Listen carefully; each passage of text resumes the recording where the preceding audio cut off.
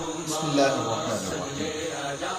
السلام علیکم ورحمۃ اللہ وبرکاتہ۔ ناظرین گرامی، اربعین کے ساتھ مرزا حسن بلال اور سید فیض الحسن قاسمی ایک بار پھر حاضر خدمت ہیں، اور حسب روایت ہمارے مہمان محترم جناب علامہ عتیق الرحمن سلیمانی صاحب وہ بھی تشریف فرما ہے، اور آج بڑی خوشی محسوس ہو رہی ہے کہ ہم نے جو سلسلہ شروع کیا تھا، جس کام کا ہم نے ارادہ کیا تھا، وہ تکمیل کے بالکل قریب ہے۔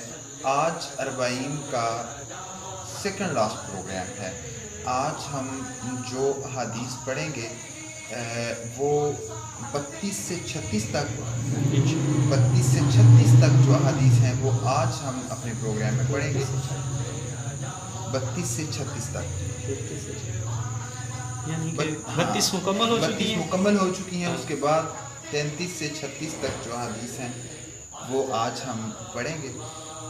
تو بڑی خوشی محسوس ہو رہی ہے مجھے، بلکہ میں تو سوچ رہا ہوں کہ ناظرین کو چاہیے ہمیں مبارکباد پیش کریں وہ۔ بہرحال تو پروگرام کی طرف چلتے ہیں۔ جیسا کہ ہم نے ایک ترتیب رکھی ہوئی ہے پروگرام کی، سید صاحب احادیث کو دہراتے ہیں، تو ان سے آج پھر گزارش ہے کہ جو سابقہ احادیث ہیں انہیں دہرائیں، اور پھر آج کی جو حدیث ہیں ان کی طرف چلیں۔ بسم اللہ الرحمن الرحیم۔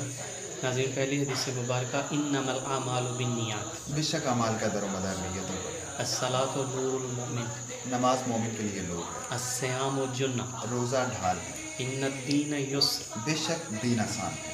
الدین النصیحہ، دین خیر خواہی کا نام۔ طلب العلم فریضۃ علی کل مسلم، علم حاصل کرنا ہر مسلمان پر فرض ہے۔ خیر الحدیث کتاب اللہ، بہترین بات اللہ کی بات ہے۔ خیر الحدی حدی محمد صلی اللہ علیہ وسلم، بہترین ہدایت محمدی صلی اللہ علیہ وآلہ وسلم۔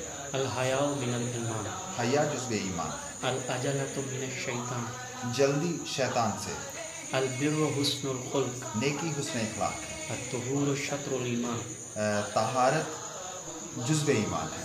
من صمت نجا، جو خاموش رہا وہ نجات پائے۔ لا تسب الاموات، جو مر چکے ہوں، جو اس دنیا سے جا چکے ہوں، انہیں برا بھلا مت کرو۔ لا تسألوا الناس شیئا، لوگوں سے اشیاء کے لیے سوال مت کرو۔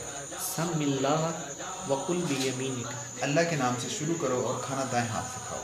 کل مما یلیک، اپنے آگے سے یا اپنی جانب سے کھاؤ۔ لا یشربن احد منکم قائما، کھڑے ہو کر پانی مت پیو۔ السلام قبل الکلام، بات شروع کرنے سے پہلے سلام کرو۔ کل معروف صدقہ، تمام نیکی، ہر نیکی صدقہ ہے۔ افشوا السلام بینکم، آپس میں سلام کو رواج دے۔ ان اللہ رفیق یحب الرفیق، اللہ مہربان ہے اور مہربانی کو پسند فرماتا ہے۔ من زار قبری وجبت لہ شفاعت، نبی صلی اللہ علیہ وسلم کا فرمان ہے کہ جس نے میری قبر کی زیارت کی، میری شفاعت اس پر واجب ہے۔ لا تقبل الصلاۃ بغیر طہور، پاکی کے بغیر نماز کی قبولیت نہیں۔ احب البلاد الی اللہ مساجدها، اللہ کے لیے پسندیدہ جگہ مساجد ہیں۔ ابغض البلاد الی اللہ اسواقها، خدا کے لیے ناپسندیدہ جگہ جو ہیں وہ بازار ہیں۔ تحفۃ من الموت، موت مومن کے لیے تحفہ ہے۔ انزل الناس منازلہم، ہاں، لوگوں کو ان کے مراتب پر رکھو۔ اور جو لاسٹ ہمارا پروگرام جس نے ہم نے 4 حدیث پڑھی، وہ بلغوا عنی ولو آیا، جس کے پاس نبی صلی اللہ علیہ وسلم کا ایک بھی فرمان ہو، آپ صلی اللہ علیہ وسلم کا فرمان ہے جس کے پاس کوئی ایک بھی بات میری ہو وہ لوگوں تک پہنچائے۔ لا تحقرن شیئا من المعروف، ہاں، لا تحقرن شیئا من المعروف، چھوٹی سے چھوٹی نیکی کو بھی حقیر مت جانا۔ خیرکم من تعلم القرآن وعلمہ، تم میں سے بہتر وہ ہے جو قرآن سیکھے اور سکھائے۔ الدعاء مخ العبادۃ، دعا عبادت کا مقصد۔ جی ناظرین، یوں ہماری یہ 32 احادیث مبارکہ مکمل ہوئیں۔ آج ہم اس سے اگلی حدیث مبارکہ کی طرف بڑھیں گے۔ جی علامہ صاحب، آج کون سی حدیث مبارکہ سب کم پڑھنے جا رہے ہیں؟ بسم اللہ الرحمن الرحیم۔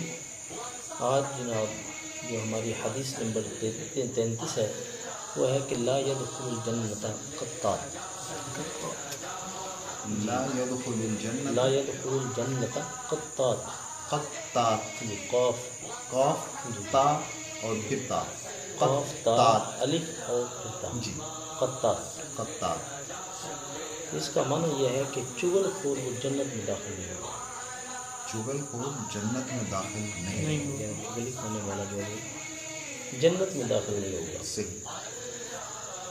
تو مرزا صاحب اگر ہم اس حدیث کے اندر تھوڑا سا غور کریں کہ دیکھیں نبی علیہ السلام نے ایک جو ہمارے معاشرے کے اندر بہت بڑا گناہ ہے اور عام ہے، بالکل ایسے جس کو ہم خاص کو گناہ سمجھتے ہیں، ایسے نبی علیہ السلام نے اس کے لیے کتنی بڑی وعید سنائی ہے، فرمایا کہ وہ جنت میں داخل نہیں ہوگا۔ اور بالعموم یہ گناہ ہم نہ چاہتے ہوئے بھی کر جاتے نہ ہیں، چاہتے ہوئے نادانستگی کرتے میں ہیں بھی اور ہم سے پھر ہو اس جاتا ہے۔ گناہ کو گناہ بھی نہیں سمجھتے۔ حالانکہ جس طرح کہ ہم نے کل والے سبق کے اندر، کل والے حدیث کے اندر پڑھا ہے کہ لا تحقرن شیئا من المعروف، ہاں جی، یعنی چھوٹی سے چھوٹی نیکی کو بھی حقیر نہ جانو، حقیر۔ اسی طرح چھوٹے سے چھوٹے گناہ کو بھی چھوٹا نہ سمجھو۔ چھوٹا نہ سمجھو۔ اب یہ جو ہے بظاہر ہم چھوٹا سا گناہ سمجھتے ہیں، یہ چھوٹا سا گناہ نہیں ہے، صحیح، اس کے پیچھے بہت بڑی ایک حقیقت ہے۔ وہ کیا ہے؟ دیکھیں بالفرض میں آپ کی چغلی کھاتا ہوں شاہ صاحب کے نزدیک، اور ان کی بات جو ہے آپ کو بتاتا ہوں، اب ان دو باتوں کی وجہ سے آپ کے درمیان فساد پھیل جاتا ہے، اور جب فساد پھیل جاتا ہے تو یہ فساد جو ہے کئی دفعہ قتل و غارت تک کو چلا جاتا ہے، اور پھر یہ فساد جو ہے دو قبیلوں کے درمیان جو ہے وہ لڑائی کروا سکتا ہے۔ یعنی یہ بظاہر تو یہ چھوٹا سا ہے، تو اکثر ہمارے معاشرے کے اندر یہ معمول ہے، اگر بالفرض میں نے کسی کے سامنے بات کر دی، تو اگر ان کو پتہ چل گیا کہ فلاں آدمی نے یہ بات کی ہے، میں نے آگے میں کہہ دیا بات تو کی ہے، اس میں کیا آ گیا؟ صحیح، مطلب اس معاملے کو اس طرح الٹ کر دیتے، یہ بات تو کی ہے، اس میں کیا رہ گیا؟ جبکہ ہم یہ نہیں سمجھتے کہ یہ بات جو ہے کتنا بڑا گناہ ہے۔ سرکار صلی اللہ علیہ وسلم نے کتنی سختی سے اس سے منع فرمایا کہ لا يدخل جنت قطع، چغلی کھانے والا وہ جنت میں داخل نہیں ہوگا۔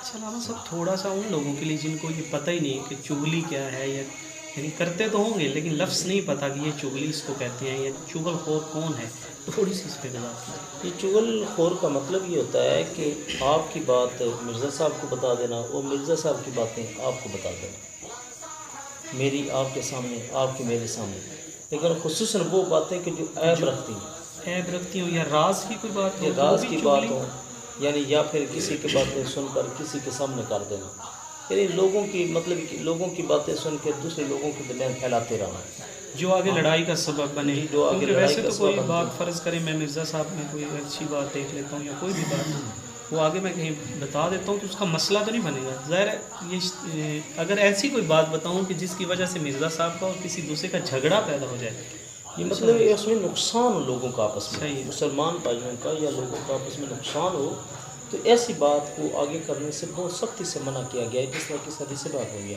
ہاں ایک صورت ہے کہ بالفرض اگر دو مسلمان بھائی آپس میں لڑے ہوئے ہیں، ان صحیح کا ہے۔ آپس میں جھگڑا ہے، صحیح، ہاں ان کی بات جو ہے اچھے طریقے سے پہنچانا، یار وہ تیرے بارے میں تو بہت اچھا سوچتا ہے، دوسرے کو کہنا یار وہ تیرے بارے میں تو بہت اچھا سوچتا ہے، یہ چغلی میں نہیں آئے گا، یہ کیونکہ دو مسلمانوں کو آپس میں ملانے کے لیے کر رہا ہے، صحیح، ہاں اس کی اجازت ہے اور یہ اچھا عمل ہے۔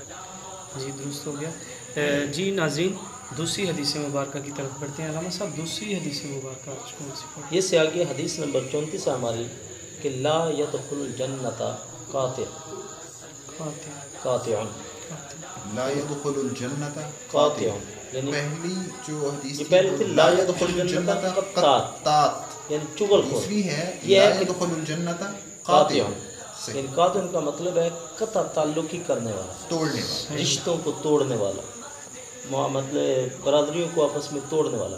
نبی علیہ السلام نے فرمایا کہ یہ بھی جنت میں نہیں جائے گا۔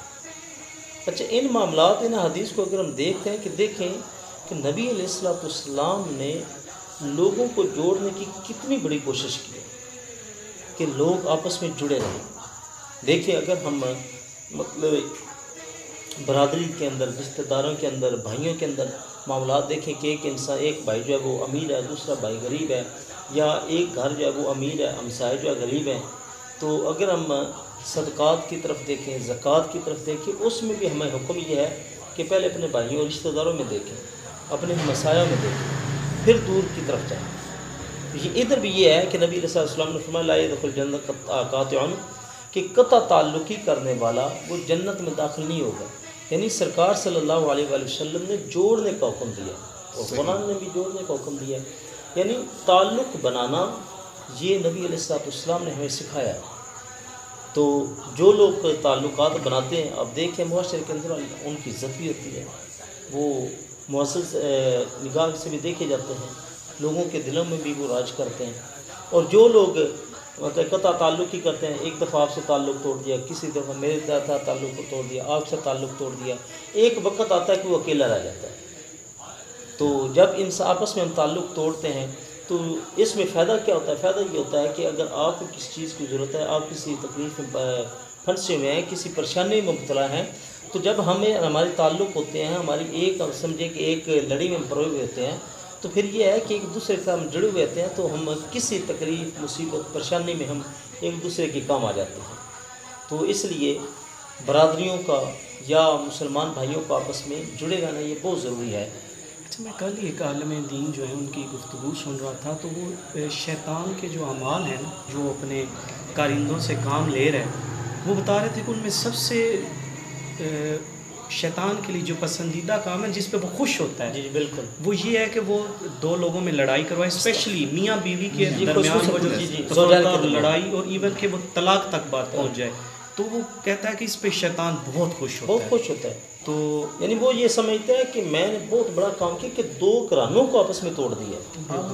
اب دیکھیں نا، آپ خود حساب یہ لگائیں کہ اگر شوہر والے ہیں، مرد والے گھر ہے، اور ایک عورت والا گھر ہے، اب وہ تو آپس میں ٹوٹے ہیں. اب جو مرد کے ساتھ اس کے بھائی ہیں یا پھر اس کے بالکل قریبی رشتہ دار ہے، چچا ہے، تایا ہے، اب اس ایک لڑائی کی وجہ سے ان کے تعلقات بھی، وہ بیوی والے گھر والوں سے تعلقات ٹوٹ گئے. بالکل ایسے. یعنی یہ نہیں ہے کہ اب صرف تعلقات جو ہیں وہ میاں اور بیوی کے درمیان ٹوٹے ہیں، یہ تقریباً ایک پورے گھرانے کے اندر اچھا، تعلقات اس ٹوٹ گئے. کے حوالے سے مرزا صاحب یہ بھی دیکھیں نا، فرض کریں دو دوست آپس میں انہوں نے قطع تعلقی کی ہے، عین ممکن ہے وہ بات میں راضی ہو جائیں گے، لیکن یہ کیسا ہے معاملہ کہ جب یہ معاملہ ہو جاتا ہے کہ دو میاں بیوی کے درمیان طلاق ہو جائے، تو پھر وہ دو گھر کبھی آپس میں نہیں ملتے. بالکل یہ تو واقعی ایک جو آپ یہ واقعہ بیان کر رہے ہیں، مطلب روایت آپ بیان کر رہے ہیں، اس میں یہ آتا ہے کہ مطلب روایت ہے نا، جی شیطان اپنے کسی مقام پر بیٹھا ہوا، اس کے کارندے آ رہے ہیں، وہ رپورٹیں اپنی دے رہے ہیں، پھر ایک آتا ہے وہ کہتا ہے کہ میں نے آج دو میاں بیوی میں طلاق کروا دی. شیطان اپنی جگہ سے اٹھ کے کھڑا ہو جاتا ہے، اس کا باقاعدہ استقبال کرتا ہے، کہتا ہے کہ آج تم نے سب سے بڑا کام کیا. وہ اتنا خوش ہوتا ہے اس معاملے. تو ناظرین، ہمیں سوچنا چاہیے اس حوالے سے، لازمی دیکھنا چاہیے. حدیث مبارکہ ہم یاد بھی کر رہے ہیں، لیکن یہ وہ کہتے ہیں نا، سونے پہ سہاگا ہو جائے کہ اگر ہم ان چیزوں پر عمل کرنا بھی شروع کر دیں. تو بڑھتے ہیں تیسری حدیث مبارکہ کی طرف. جی علامہ صاحب، تیسری حدیث پاک ہے، نبی علیہ السلام نے فرمایا الغنا غنا النفس. الغنا غنا النفس یعنی غنا جو ہے وہ دل کا غنا ہے. اچھا، یعنی سخاوت، آپ سے سمجھیے سخاوت جو ہے وہ دل کی سخاوت ہے. یعنی آپ یہاں سے ہم یہ سمجھ سکتے ہیں کہ سخاوت دو قسم کی ہوتی ہے. ایک مال کے ساتھ سخاوت ہوتی ہے اور دل کے ساتھ سخاوت ہوتی ہے. ایک ظاہری سخاوت ہوتی ہے اور ایک باطنی سخاوت ہوتی ہے. تو اگر ہم حضرت سیدنا فاروق اعظم رضی اللہ تعالیٰ عنہ اور حضرت سیدنا صدیق اکبر رضی اللہ تعالیٰ عنہ کی طرف، ایک عمل کی طرف ہم اگر غور کریں، تو آپ کو پتہ ہے کہ جب ایک جنگ کے معاملے میں صحابہ کرام مال لے کر آئے، تو سیدنا فاروق اعظم رضی اللہ تعالیٰ عنہ نے یہ سوچا کہ آج میں نے اس نیکی میں سبقت لینی ہے، مال میں، غنا میں، قربانی، اثار کے اندر. تو وہ آدھا مال لے کر آ گیا، اور وہ آدھا مال جو ہے وہ سواریوں پر لدا ہوا ہے.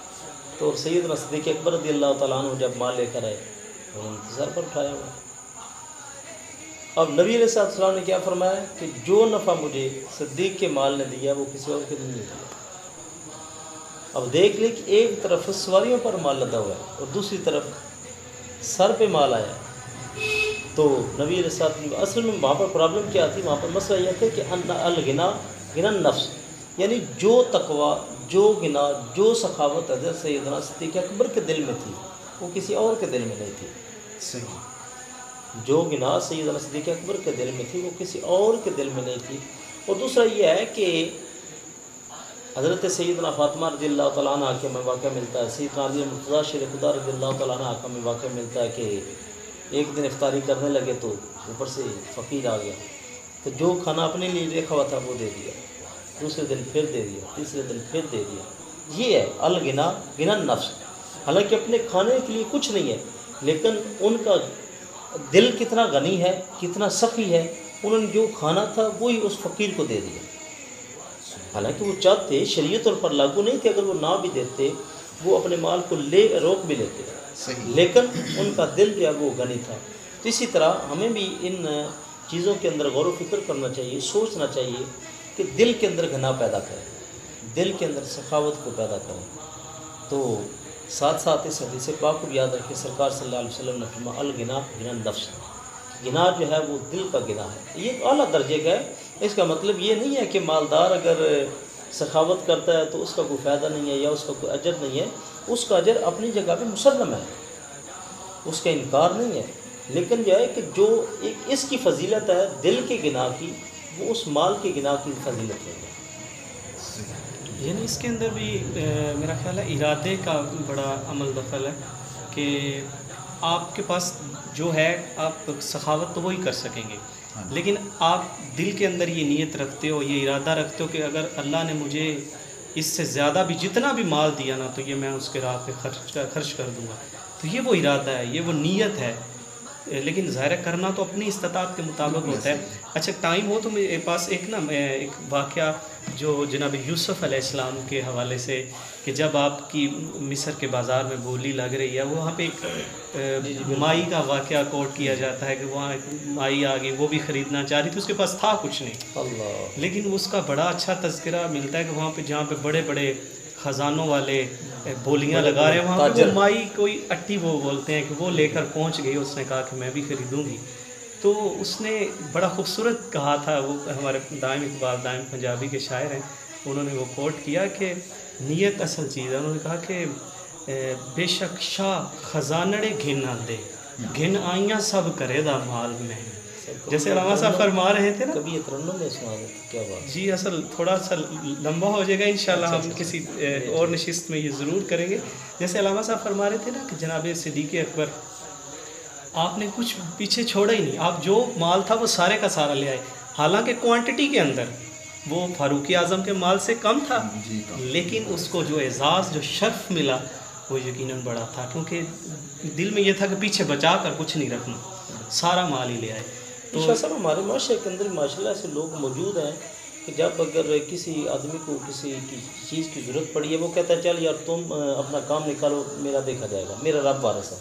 یہ ہمارے معاشرے کے اندر ماشاء اللہ ایسے لوگ موجود ہیں کہ جو اپنی مجبوری کو مجبوری نہیں سمجھتے، بلکہ اپنے بھائی کی مجبوری کو اہم سمجھتے ہیں کہ یہ اپنی مجبوری اس کی مکمل ہونی چاہیے، اس کا فائدہ ہونا چاہنا چاہیے، تو میرا دیکھا جائے گا۔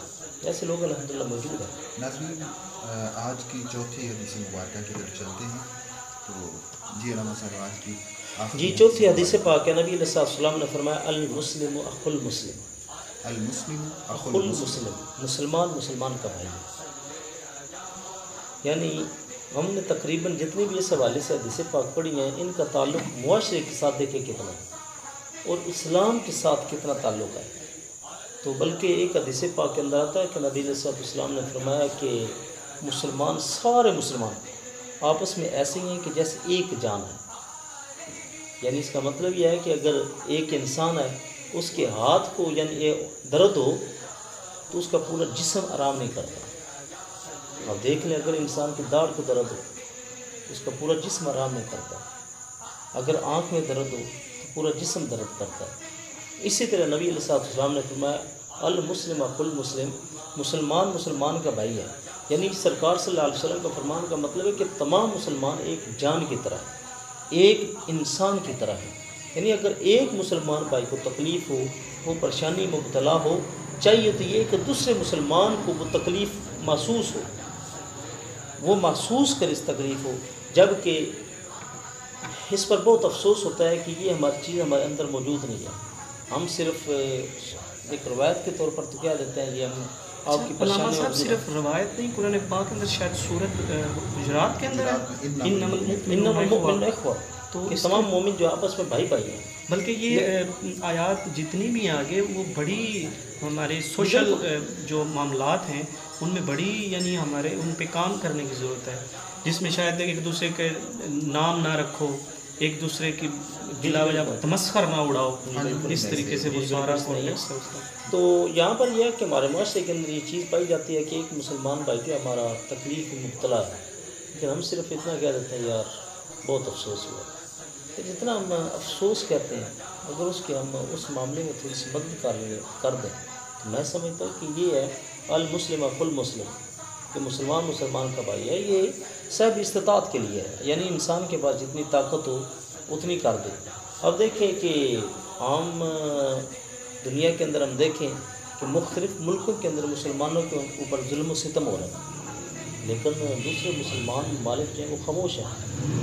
ہم کشمیر دیکھ لیں، کشمیر کے اندر کتنا ظلم و ستم ہو رہا ہے، لیکن دوسرے لوگ جو بولنے کے لیے تیار نہیں ہیں۔ مدد کرنا بڑی بات ہے، لیکن مدد کے علاوہ ہم یہ سوچتے ہی نہیں ہیں، یہ ہمارے اندر سوچ ہی نہیں ہے کہ مسلمان کا بھائی ہے۔ اس بات کو ہم صرف پڑھنے کی حد تک یا روایت کی حد تک لیتے ہیں، یہ صرف ایک روایتی طور پر ہم بول دیتے ہیں جی ہم اس کے خلاف مذمت کرتے ہیں، ہم جی آپ کے دکھ میں شریک ہیں، یہ صرف ایک روایتی جملے ہیں کہ جو اتنے عرصے سے کسے جا رہے ہیں، جبکہ ان جملوں کا خاص کوئی میں سمجھتا ہوں اس وقت کوئی فائدہ نہیں ہے۔ اب ہمیں جو ہے وہ کوئی عملی اقدام جو ہے وہ کرنا چاہیے، کیونکہ مسلمان کا بھائی ہے، تو یہ اسی وقت صادق آئے گا جب ہم ان کی تکلیف اور مصیبت میں عملی طور پر ان کے ساتھ ہوں گے۔ صرف جملوں کی حد تک جو ہے یہ کچھ سمجھ نہیں آ رہا۔ بحیثیت مجموعی بھی ہمیں ایز اے قوم ایز اے نیشن بھی اس کو سوچنا ہے، لیکن اس کا آغاز ناظرین ہم نے اپنے گھر سے کرنا ہے۔ آپ اپنے گھر میں جو ایک ایسا ماحول بنائیں، بھائی آج تو سگے بھائی کا جو تعلق بھائی سے ہے وہ درست جو ہے نا وہ نہیں ہے، تو گھر سے اس کا آغاز کریں، اپنے ہمسایوں میں دیکھیں، تو انشاءاللہ یہ ایک اگر تحریک کی صورت میں چلے گا تو یقیناً ہم بحیثیت قوم اس کا جو ثمر ہے وہ حاصل کر سکیں گے۔ مدد ایک دوسرے کی مدد کرنا، جیسے کہہ رہے ہیں مال کے ساتھ ہیں ویسے کسی کی مدد کرنا، وہ میں سمجھتا ہوں اس سے بہت آگے کی بات ہے۔ اس سے پہلی بات یہ ہے کہ ہم اپنے دل میں اس بات کو مطلب ایسے ہمیں یقین ہو کہ مسلمان کا بھائی ہے، ہم اس بات کو دل سے سمجھیں۔ سب سے پہلی ضرورت یہ ہے۔ بہت چھوٹی چھوٹی چیزیں ہوتی ہیں جن کی بنا پر ہم ایک دوسرے سے اتنا شدید اختلاف کر لیتے ہیں اور قطع تعلق کر لیتے ہیں۔ یہ کوئی مطلب آپ صلی اللہ علیہ وسلم نے جو لفظ استعمال کیا ہے المسلم، اب دیکھیں مسلمان ہونے کے لیے کیا ضروری ہے؟ ہم کیا کہتے ہیں؟ ہم کہتے ہیں کہ جس نے لا الہ الا اللہ محمد رسول اللہ پڑھ لیا، کلمہ جس نے پڑھ لیا، ہم اسے مسلمان سمجھنا شروع کر لیتے ہیں۔ جب کوئی غیر مسلم یہ کلمہ پڑھ لیتا ہے تو ہم اسے مسلمان سمجھنا شروع کر لیتے ہیں، اب وہ ہمارا بھائی ہو گیا حدیث کی روح سے۔ اور پھر آیت قرآن کی جو آیت ہے انما المؤمنون اخوہ، لیکن میرے خیال میں ہمیں اس کا کوئی عملی مظاہر جو ہے نا وہ سمجھنے کی حد تک وہ نظر نہیں آتے۔ اس حوالے سے دعا کر سکتے ہیں کہ اللہ پاک سب کو عملی زندگی کے اندر اس پر جو ہے توجہ دینے کی توفیق عطا فرمائے۔ ناظرین آج کے پروگرام میں ہم نے 4 احادیث جو پڑھی ایک دفعہ اس کو دہراتے ہیں اور آج کا پروگرام اس سے اختتام کی طرف جائے گا۔ لا يدخل الجنہ قطات، چغل خور جنت میں نہیں جائے گا۔ لا يدخل الجنہ قاطع، تعلقات کو توڑنے والا جو ہے وہ جنت میں نہیں داخل ہوگا۔ الغنا غنى النفس، ہاں اصل سخاوت دل کی سخاوت، دل کی سخاوت ہے۔